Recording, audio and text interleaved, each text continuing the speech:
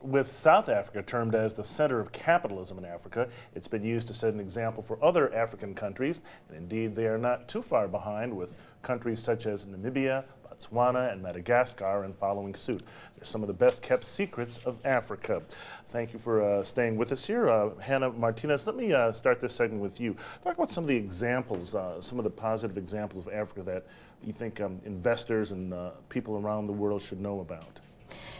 For people around the world should know about Africa's progress that has been made since the time of independence. And we have to keep in mind that independence indeed restricted Africa in any form of progress. So it was a very determined effort on the part of our leaders at the time, or those who led us into independence, to work very hard for us to achieve independence. One of the big foundations they laid down after their struggle for independence and we became free nations is to lay down education as a universal step for most children to go to school. So most of us, we were growing up at that age, young age, when the countries had become young independent nations.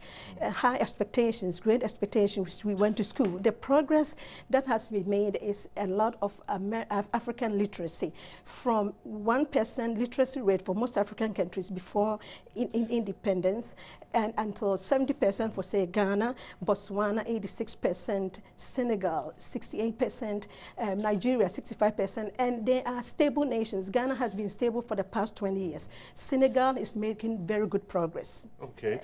Professor Ayerle, what do you think about some of these the success stories that people may not know about in Africa?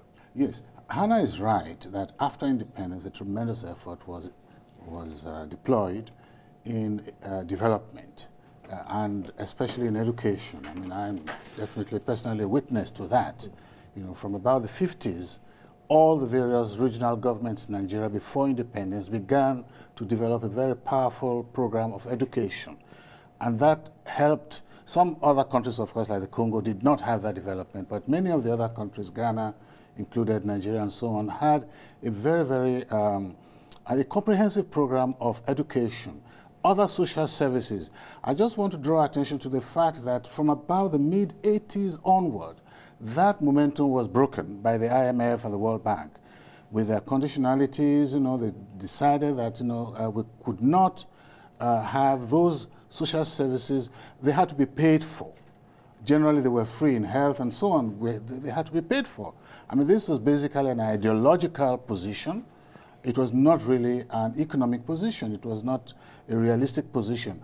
And the downturn since then has been quite disastrous. And we're now more or less going back uphill, trying to sort of repair the damage that was done, because of that policy of the structural adjustment program. How should investors perceive Africa? Investors looking to invest, maybe perhaps.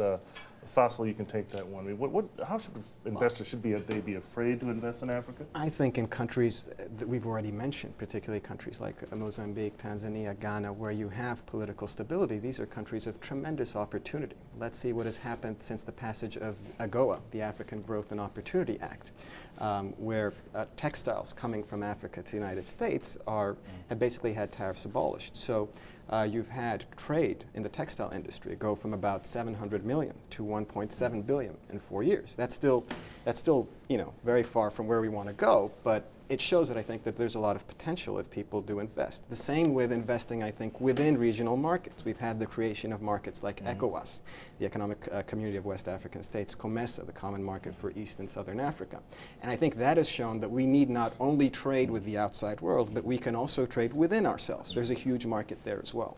And Nathaniel Raymond, I guess, what is your perception of some of the countries that have been more successful, and why do you think they have been able to do better economically than others? Well, the key word that's been brought up is stability. And I think stability is sort of the civil stability in terms of the absence of conflict is just one part of success. The other, which we've been talking about peripherally, is the ability to provide public health services and combat AIDS. Right now in Africa, you have over 24 million people affected by AIDS out of 38 million people infected around the world. So countries that have been able to respond to the crisis of AIDS, such as Botswana, such as Senegal, have been able to sustain economic growth. If you can't stop AIDS, you're going to have a workforce that is too sick to work. What about what about democracy now? Democracy has been on the move in Africa, has it not been? Yeah, democracy has been very much progressing in most African countries. Most African countries now have free speech, and they are able to talk their minds to the media. They are able to confront issues, speak up their minds. The situation we have to keep in mind here is that Africa has to be viewed in context with the rest of the world, developing nations. Africa's problem of democracy is the same you see around us in most developing nations, whether you're looking at Latin America or Asia. Gone are the days when we are comparing, say, Ghana with Nigeria or Ghana with Kenya. Now we compare African nations with other third world countries, with Pakistan, with Colombia, with other countries. Those other countries also have serious human rights abuses, serious democratic principle propagation, and in that sense, we would like investors to also look at Africa in positive ways, where we have made strides, just like other third world countries, and where it's still a struggle. Okay, all right. We're going to continue our discussion. After these messages, we'll take a look at the future of Africa and economic reform. Stay with us.